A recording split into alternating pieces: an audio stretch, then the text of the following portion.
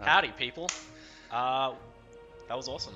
That was something that had me on the edge of my seat. And congrats to Tides of Time. Awesome play. Really liked the deck and really, really impressive effort. So well done. And also congrats to the runner-up, Trump, who did really, really well too. Yeah, not surprised. I've played Trump in other card games as well, and Trump brings the skills. Tides did his homework though. He was streaming the game before the Invitational, honing in his deck. For anybody who wants to learn a little bit about deck building, go watch the VOD of that. What I enjoyed with Grubby was he comes from an RTS background, as we all know, and he really bought and caught up with the strategy of a card game super fast. I don't know many card games he plays in his spare time, but it was absolutely awesome. He couldn't get across the line with Tides of Time, but it was super close. Probably my favorite games I saw with Tides versus Grubby, because they were so close, with Grubby playing this war deck, trying to get in the last few points of damage, and Tides just holding on. You saw the power of Onslaught with Deadly. Yeah, but it's beatable, yep. So that's good news. It is. For some. And we had a homegrown hero as well, with Jason Bourne playing against Trump, and that was quite exciting. And Jason Bourne, for those of you who don't know, has been streaming Gods Unchained for quite a while. One of our loyal players, and he's an awesome person. Love his stream. We watch it nearly every day because it's a great time for Australians.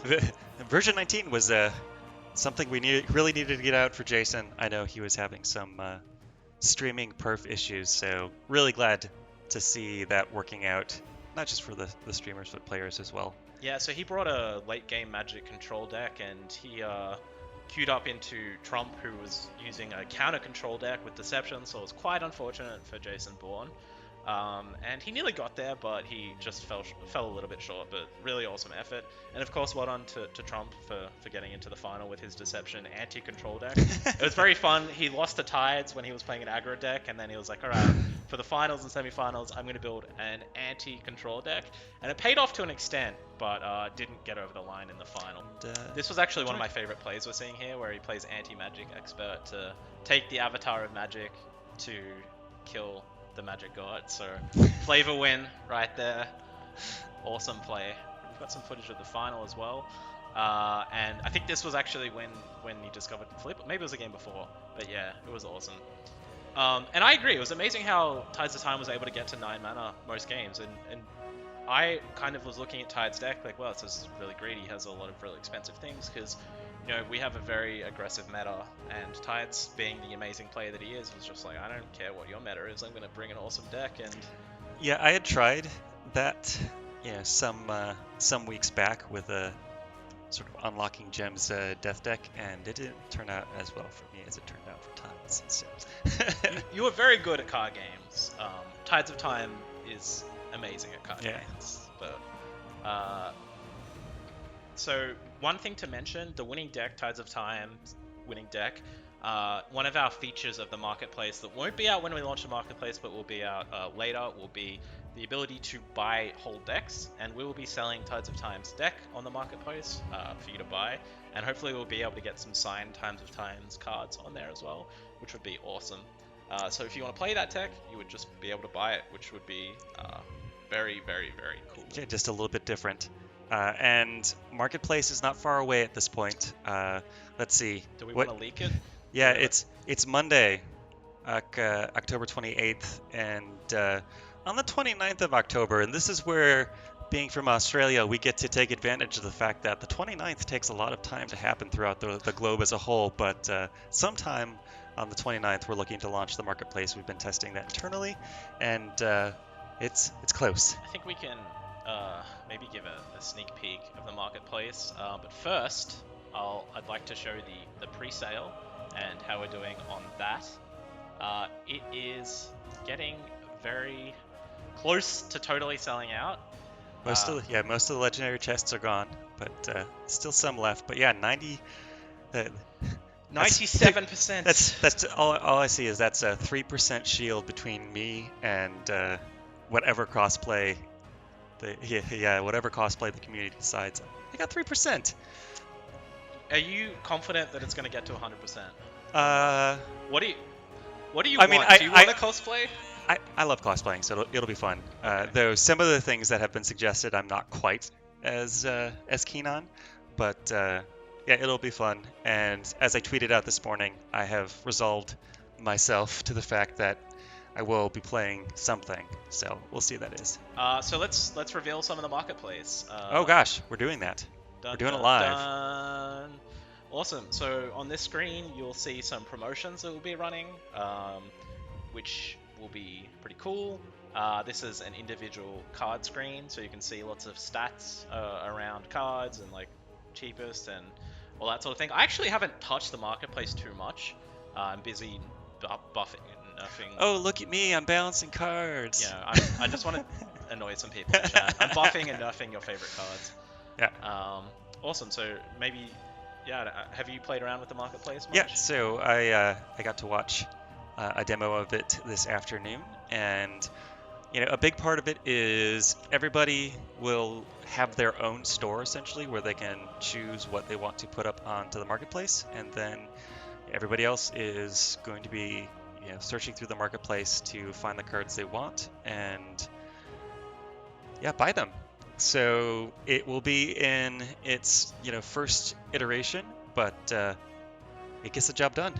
Yeah, that's a really important point that I feel as a company we're constantly iterating and improving, and this is very much the first pass, and there's going to be a lot more features. So for instance, the ability to list entire decks. Yeah, and somebody had asked what about signing transactions in the client, and for this first iteration you will not. You will need to pop out to the web to sign through MetaMask or what's the other one I'm blanking on?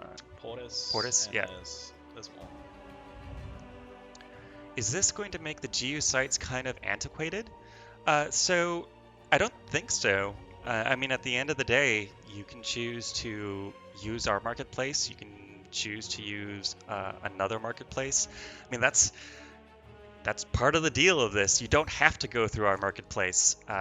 Yay, blockchain, power to the people, and all that fun stuff. Yeah, there's a few spoilers on these images as well. I'm not sure if people have noticed while it's scrolling past. There's the ability to buy things like emotes and many other things that haven't been announced or put into the game yet. So all right, I'm gonna have to talk with our marketing people about what we're leaking. Yeah, so we have a lot of awesome stuff. There's some other things like icons, tomes, card backs, which you will know about. I hope some of you won the royal card backs. I did not. I could not, but I would like one. Yes, you will probably buy one off the marketplace when it launches. Yeah, this one is not on meals, I believe. Oh, I'm sorry. That's my go-to.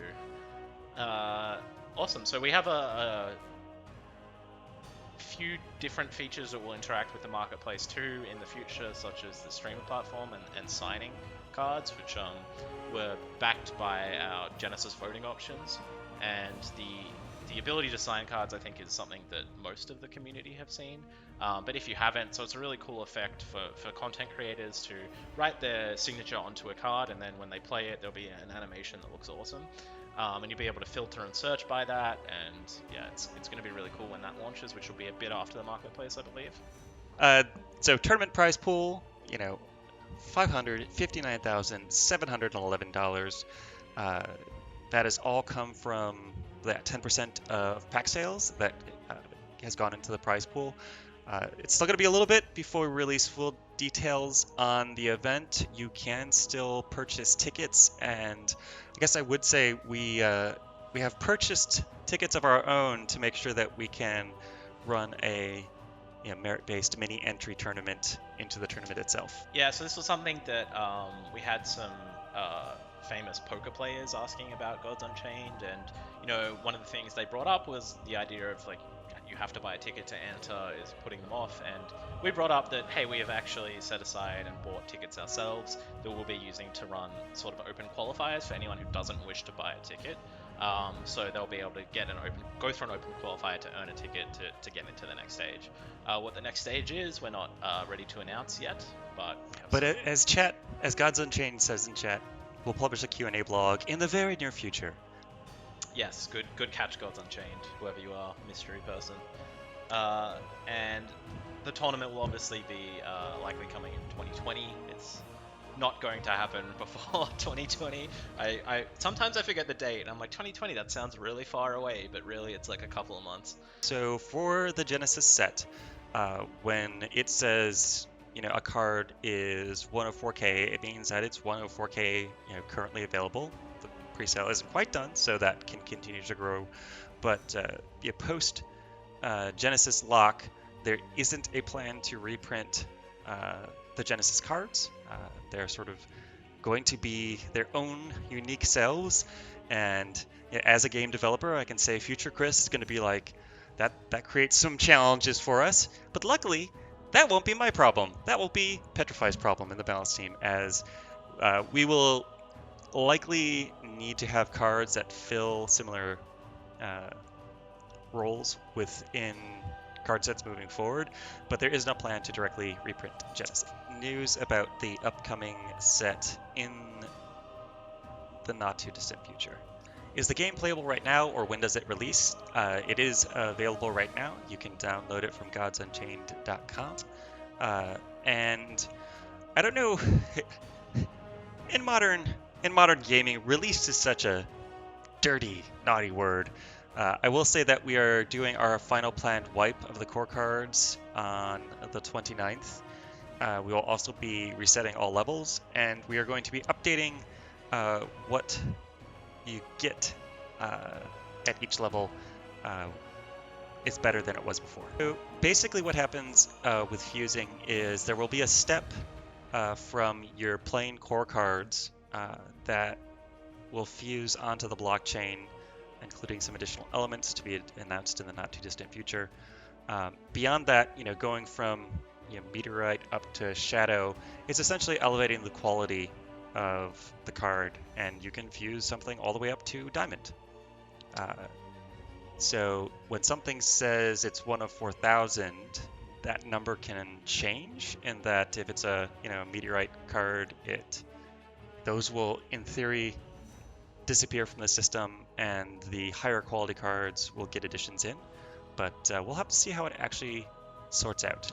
And it's important to note that we will have a feature that was emailed out and announced called, well, working title is Evolution, which will act as a way to trade in cards that you don't want, not necessarily Genesis, not necessarily core, for cooler stuff. So that's another way to affect supply and hopefully make Genesis cards preserve their value. Will a currency like raffle tickets return soon? So that is something that we are looking at again. I don't know if it will be in the exact format that we saw for this past Genesis raffle, but I know people are working on that as we speak. And I mean that literally, people out there working on that as we speak. One thing is we cannot block anyone from trading cards. That's part of the power of blockchain. We can block you from getting the beta award for breaking the terms of service, but once those go out, there's nothing that we can do. Yeah, they're out. And that's part of the power of our back end is it's trustless. You get to do what you want with your card, which is amazing.